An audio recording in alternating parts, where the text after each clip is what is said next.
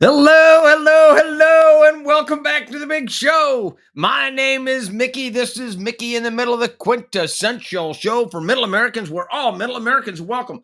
It doesn't matter what your demographic is, it doesn't matter where you've been, just matters that you're here right now and that we're moving forward in this land. I just took a week and a half off to get on my motorcycle and go see the United States of America. I left Little Rock, Arkansas wow, about almost 2 weeks ago. I think I left on a Wednesday. I don't know. Anyway, Wednesday, Thursday, Friday, Saturday, Sunday, Monday. All last week I was gone, but now I am back. So thank you very much for your patience. I cannot tell you how much I appreciate your patience while I was gone, enjoying the 4th of July with my family. It was beyond excellent.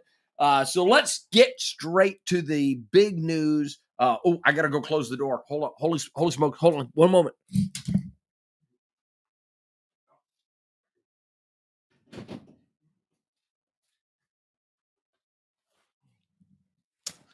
So my daughter's home.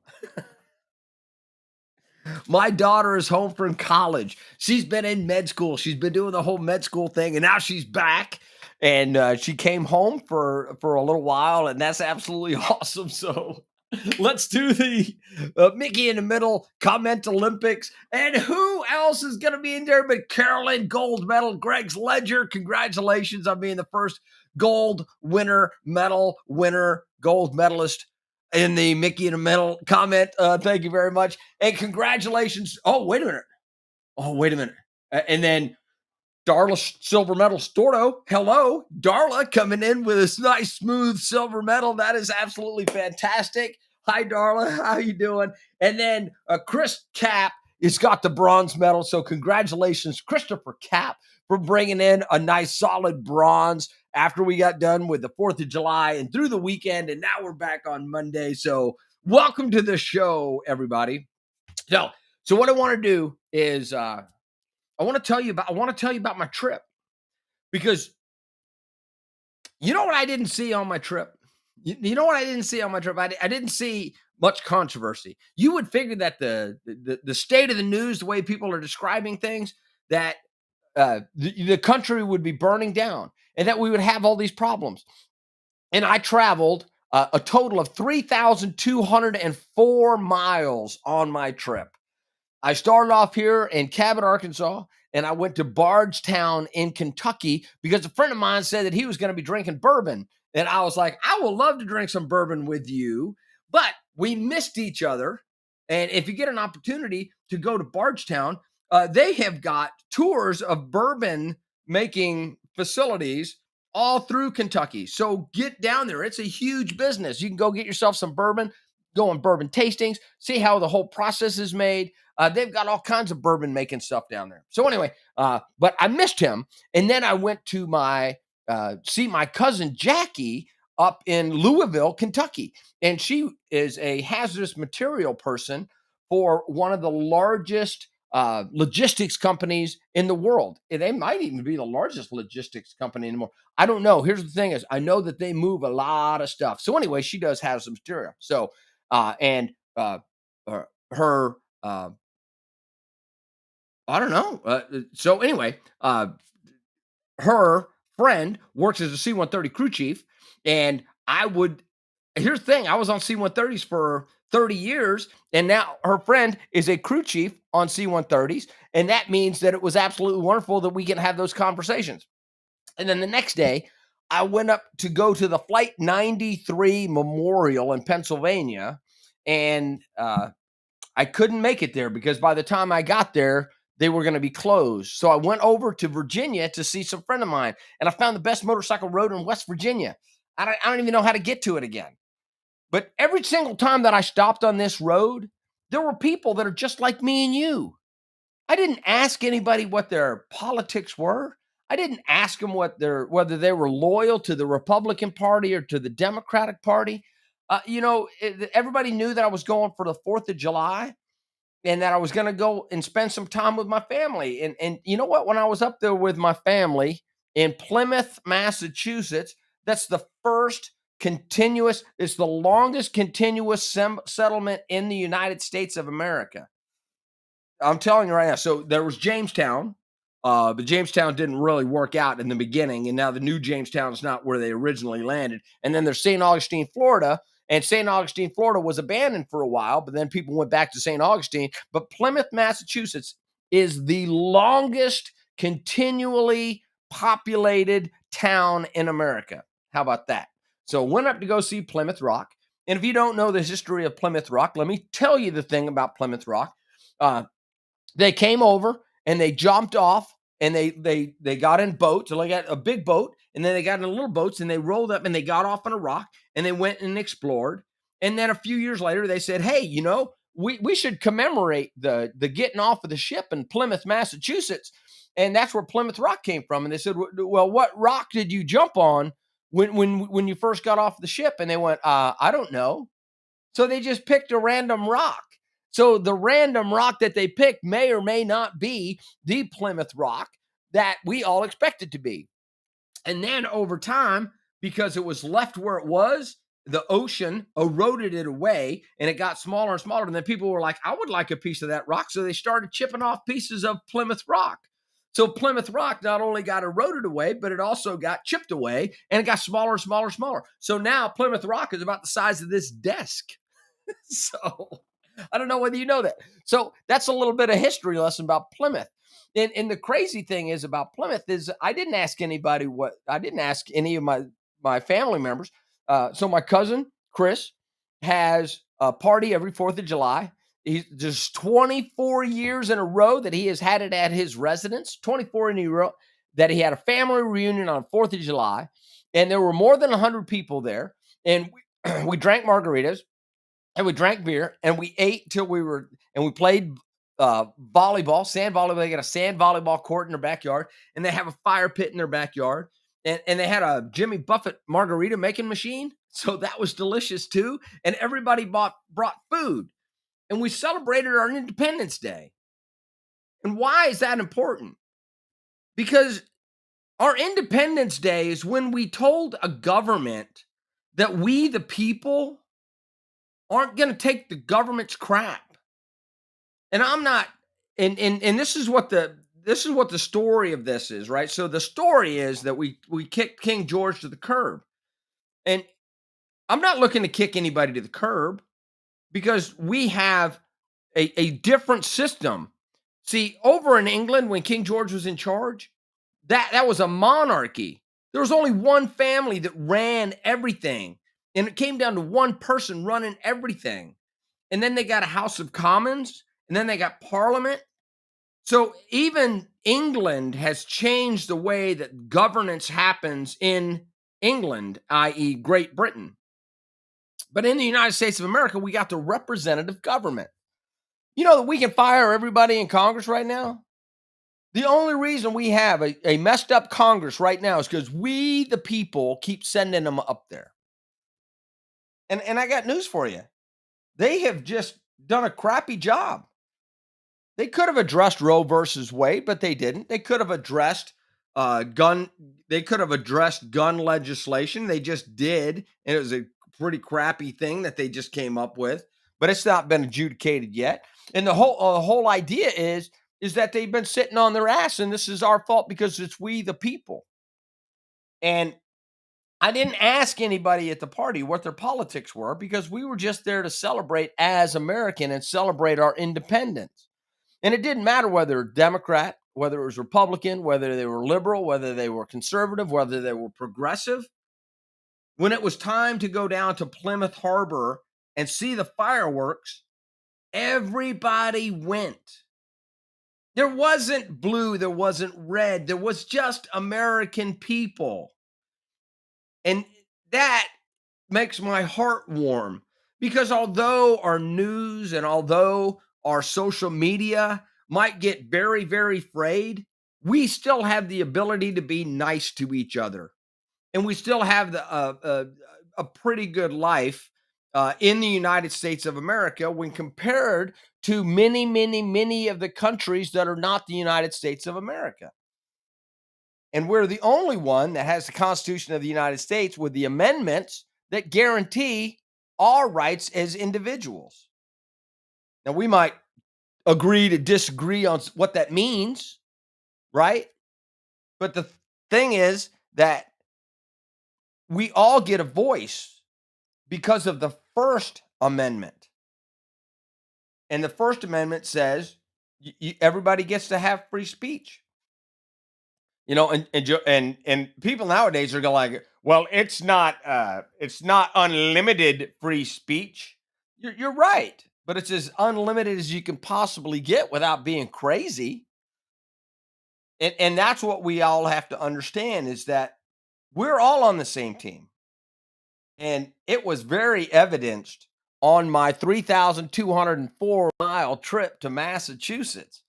And I saw prices as high as $5 a gallon. I saw $5 a gallon in Massachusetts. On the day that I left Massachusetts, I stopped at a gas station. I paid $5 a gallon. When I came back down here to Arkansas, the last time I got gas, it was under $4. That was $3.95, but it was still under $4.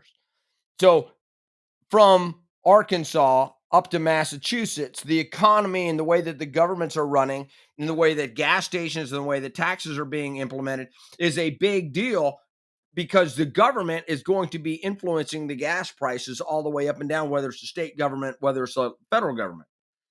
Speaking of which, did you know that Joe Biden has released strategic oil reserves in order to ease your pain at the gas pump? Did you know that? I did not know that. So I kind of knew it. I heard something about it that Joe Biden was going to release 1 million barrels of oil a day from the American Strategic Oil Reserves, and it was supposed to help ease the price of pain at the pump. Now, what he didn't do is he didn't say, hey, we need to drill and need to go get more oil because I don't know what he's trying to do, but he's not trying to do the oil thing for us. He's like, well, we're going to use up all of our reserves. We're going to do 1 million barrels of oil a day for 6 months. That means that we have a pretty big reserve. Here's the problem. I just found out today that a lot of that oil is going to China. So we're taking our oil reserves and we're sending those to China. China's going to turn around and quick turn that and send it back to us for a profit. Because when we get rid of our oil reserves, what are we doing? We're sending oil to somebody else that they can turn around and sell back to us at a higher price because that's what you do with a natural resource. Why are we sending anything to any country out of our strategic oil reserves? I don't get that. I don't understand it. Maybe somebody can explain it to me. I don't understand what that process is. I just wanted to let you back. So anyway, let's get to the comments real quick. Chris Cap says, great to hear. Happy to hear you had a great time. I can't even read. Mark Calcaterra says, going to Kansas City next week, which is awesome. And then let's see who else is there. Hey, Richard, how you doing? That was great, man. I'm telling you, Richard was there. We had a absolutely fantastic time. Love that. Stayed with his kid in Louisville, and I'm going to tell you, he's got an absolutely wonderful child in Jackie in Louisville. That was awesome. I have the lead. You have the lead medal. Yes, you do, Mark. Chris Cap says, love Bardstown, great Americana. It is just a rock that says 1620. It is a rock that says 1620. And here's the thing about the 1620. There's 16, 17, 20, 18, 20, 19, 20, 2020. So in 2020, it was the 400th anniversary that got put on its ear due to COVID. So now Plymouth has been around since 1620. So now it's 402 years old, and they should actually do something. Chris Cap says we need to hire some folks. That is correct. Ultimately, we're the problem if we keep electing bogus politicians. So here's what the thing is, Mark. So the system is rigged towards politicians that are currently sitting in office. I don't have, okay, here I do. All right. So I saved these from the primaries. These are the things that John Bozeman has a war chest. So here's what we're talking about. We're talking about politicians and how it's our fault. It is our fault that we elect them, but it's their fault that they have a rigged system, because the way that it works is our politicians go around because they're in office. Lobbyists go to them and lobbyists donate to their campaign. And then their campaign pays for advertisement to get them reelected. Also, there's what they call a super PAC. So, a super PAC is somebody that can say whatever they want as long as they're not,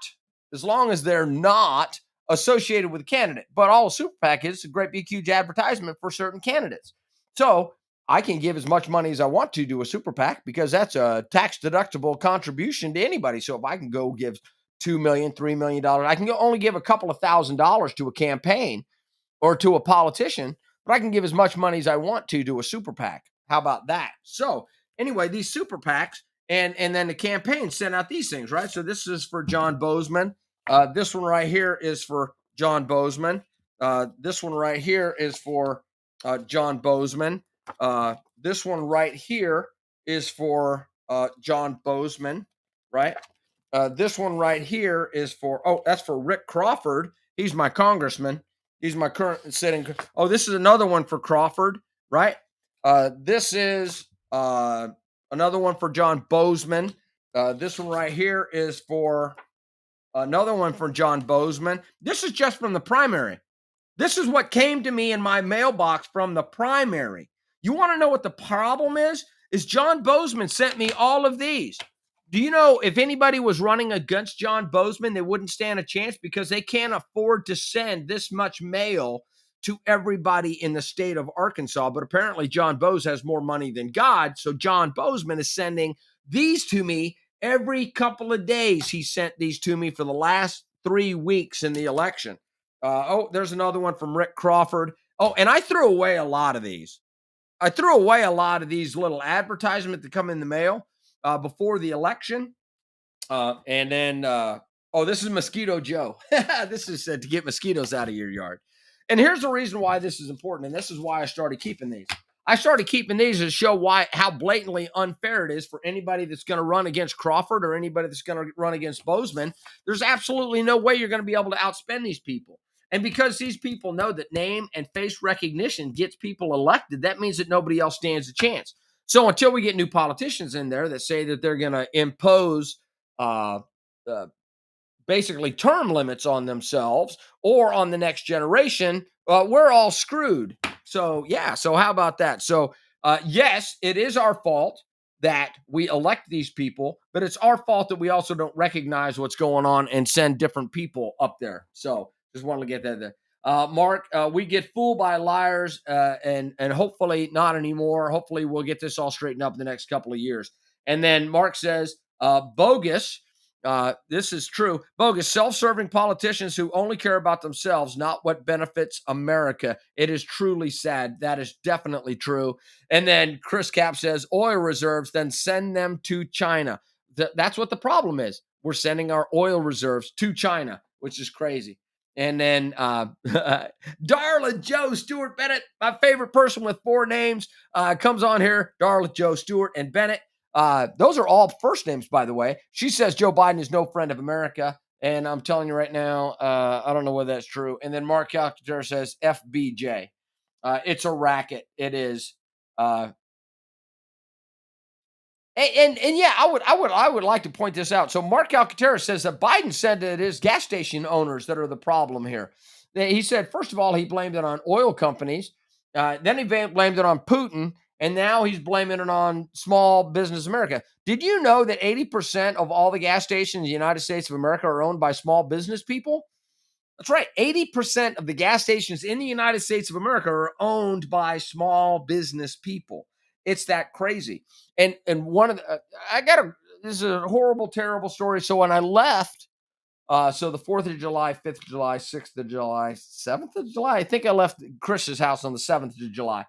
I go down and I pull into a pump that's $5 a gallon. And a lady walks out from the building and she says, oh, hey, I'm sorry, we don't have a machine on the pump. So, but we will take cash or check or credit card. And I said, oh, thank you very much. And then she shared this information. She said, my husband would have come out, except he's sick and he's not able to work right now. So I've got to go do this. And here's the thing. She shared with me a part that business had been able to sustain itself and be able to provide a mechanism for the husband to be able to continue to get an income while he was unable to work getting medical treatment. And yes, his spouse had to pick up the slack on that, and that's why she was there. But I thought that it was very, very unusual that 80% of the people that are in the gas and oil selling industry are small businesses. And I wanted to think about that because small businesses are what sustains America. And I don't know as we're switching over to the economy of electricity, how that is going to affect all of them. And I heard another thing about self-driving cars. As about self-driving cars is are they going to self-driving cars so they can get rid of all the trucks on the road? So we're going to get rid of all of our truck drivers. Are they going to be refueling with get rid of all the gas stations, get rid of all of the drivers? I mean, I know that we're got to go to an economy that less of us are working, but we're all going to have to figure out how to get that done in the future anyway. So that's what the crazy thing is. So let me finish up on my trip real quick. All right. So while I was up there, uh, somebody somebody said, let's play volleyball. And we played volleyball. And then somebody said, hey, let's go and uh, grab a guitar and go around a campfire. So we had a campfire going. And Chris, uh, who has done pretty well for himself, he started off with nothing, got in the United States military, then became a missionary and went to China. Came back from China, still didn't have anything. Went got himself a little bit of an education using the GI Bill. Uh, and he started at the bottom of a large company. We're gonna just call them Brown, because they're brown. But he started at the bottom, moving boxes of freight. It was backbreaking work on a dock, and he'd take a box from here and he'd check where it's going, and then he'd put it on a conveyor belt, and he did this over and over and over. And then eventually he became a driver, and then he became a dock supervisor, and then he became an area supervisor, and then he became an inspector, and then he got into safety, and then he ended up getting into airport operations, and then he ended up running Logan Airport for this company. But that's opportunity because he started with literally nothing, and he stayed with the company long enough to be loyal enough to a large company that was growing at the time so that he could build the American dream. And his spouse is a teacher. And I want you to think about that. You know, I don't think that life was ever set up that you get to go do it alone. I believe that this needs to be family oriented because Chris and Jane, they still have their children come back to the house all the time. They're back at the house all the time. I stayed in one of their children's room who's out at sea right now as a mate on a cargo ship. And when he gets off the cargo ship, guess where he's going? He's going to go to Chris and Jane's house and he's going to stay in his room because that's the way that families are. And I don't understand why we're trying to kick our kids out so fast. Because we got so much to teach our children. But all of the family was there, and there was over 100 people at this family reunion. And not one time other than gas prices and being patriotic did I hear anybody bring up anything about any of these hugely controversial subjects that we're talking about with trans activists and with LGBTQ and with race relation problems and with economic problems. You know what we did? We just enjoyed ourselves and we were civil and we were polite, and we respected each other. Then I drive back and I run into I purposely went to Ohio to see my good friend Brent, who has a motorcycle, and it rained on me on the way there. And I couldn't get there at 9 o'clock when I planned on. So I got there at midnight and I went to meet him for lunch the next day. And then I rode to Little Rock the rest of the way. So big salute to Brent. Thanks a lot for buying me lunch. I greatly appreciate that. But then I got back here, and guess what happened this weekend? I get a phone call that says, "Hey, man, somebody's protesting down in downtown Cabot." And this is why this is important. Somebody's protesting the Roe v. Wade decision in Cabot, Arkansas, our little town of 30,000 people right here in the heart of the Bible Belt. We had people between 15 and 25 that were down at the courthouse protesting the decision by the Supreme Court on Roe v. Wade. You know what I did? You know what I did? I said to the person who called me, "Do you need me to go down and watch the pregnancy center that we have in town here that finds solution for people that have found themselves to be pregnant? Do you need me to go down there?" Because the night that Roe v. Wade was announced by the Supreme Court, I called this individual and I said, "I will go out and I will make sure that they don't burn your building down." And I sat in front of that building from sundown to sunup, not to protect the building. I'm not going to protect the building. And my job is not, I'm not a security officer. I'm not a police officer. I'm not anybody. I'm not there to defend the building. I'm not there to stop anybody from doing anything. I'm only there to observe people that would do something that would be wrong. So I'm not going to stop anybody. But after I got back from the 4th of July, I came back and we were having a protest. And I said, "Do you need me to go down and watch this spot?" And the person I was talking to said, "Yes, if you could do that, I would greatly appreciate it." And I said, "Do me a favor, just let the cops know that I'll be down there, but I'm just going to be watching the place. I'm not there to protect it." She did. And I didn't see the cops came by all night long, didn't even talk to them this time. But here's why this is important. We live in a country that the people that went out there and were protesting in front of the uh, city hall and in front of the police station, I am so glad that we live in a country where they can go and do that. That's freedom of speech. That's what makes this country great. The fact that they disagreed with the agreement of the Supreme Court has absolutely nothing to do with their right to protest that or to say that the decision is wrong or to argue for the other side. I do not want to stop anybody from protesting. Matter of fact, I am of the mind that I will protect them as they protest as long as they are not doing it violently. And as long as they are not damaging property or doing harm, that everybody gets a say.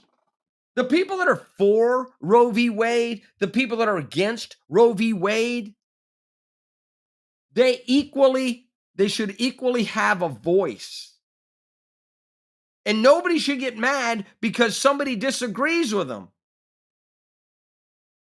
Everybody gets to make up their mind and everybody gets to say their piece.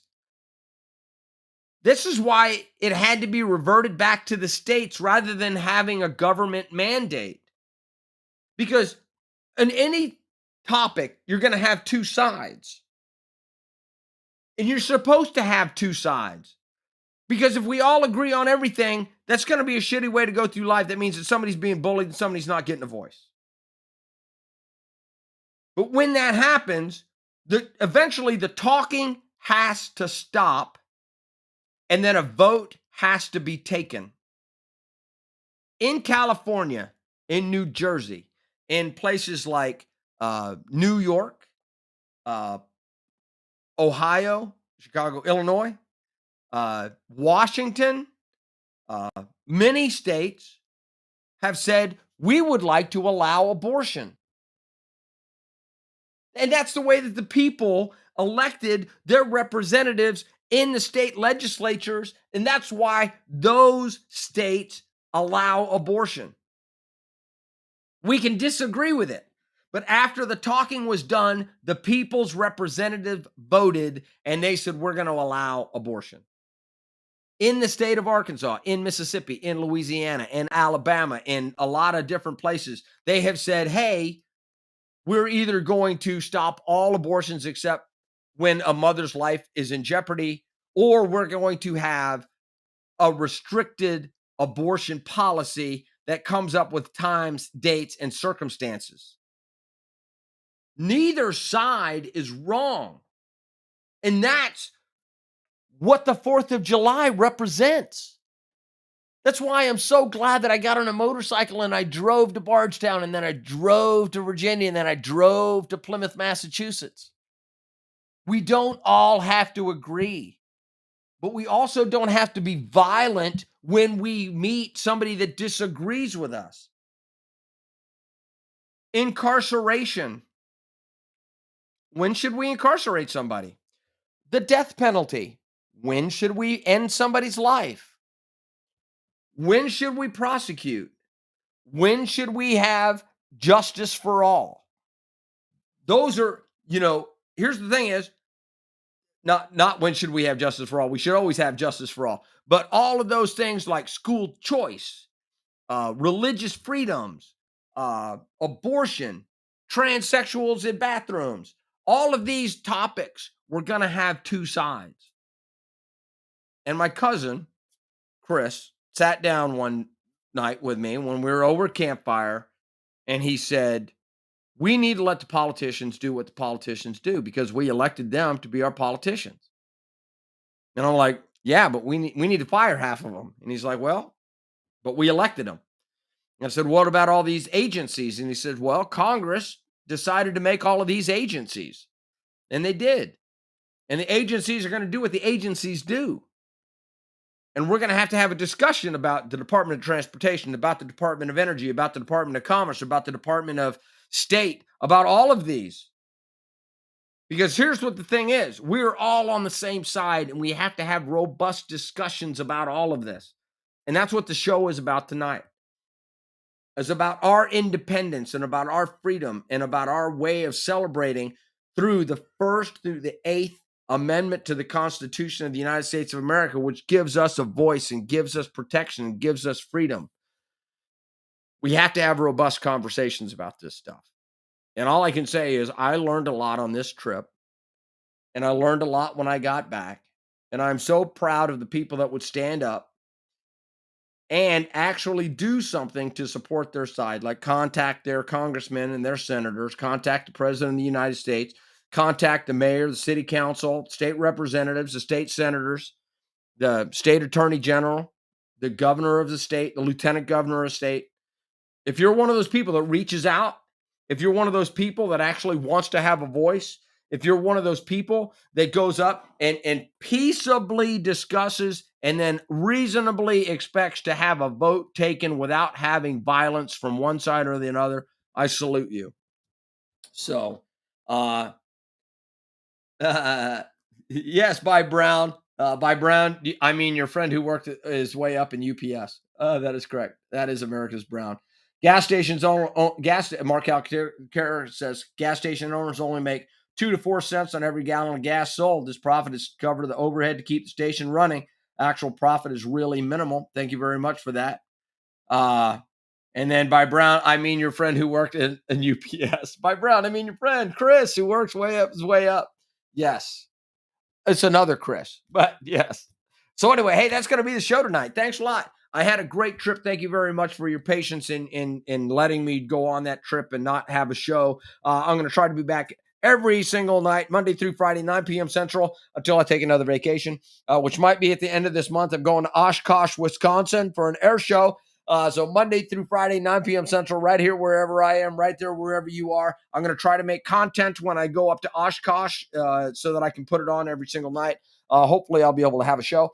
Remember to like, share, hit the notification bell, tell all your friends about it. I cannot tell you how much I appreciate your comments. You make the show so much better. I love you, America, and good night, small one. I love you. See you guys later. Bye-bye.